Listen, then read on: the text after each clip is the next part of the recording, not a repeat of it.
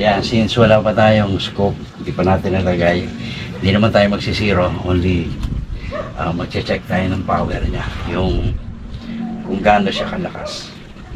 So una, kasi baka may sayad pa sa ano, meron tayo rito ordinary pellet. Try muna natin. Baka kasi sumabit. O, naiwan ko pala yung ano na ito.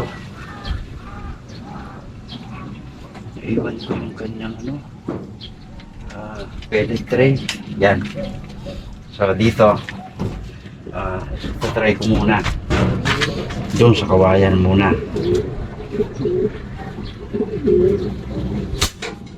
Oh, saan tumama? Baka may sabit.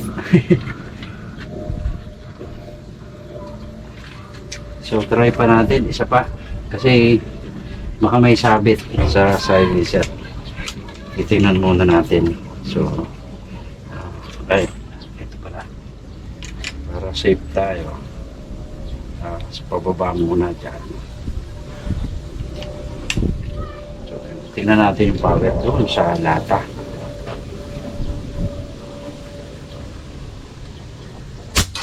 So, yun. Parang duda ako na nababasag. Parang sabit siya. Parang sabit. So, ayun ang problema. Kasi hindi siya tumatama. Parang nadudurog. So, kasi parang hindi siya ganun ka. Ano? So, sisipatin ko pa siya.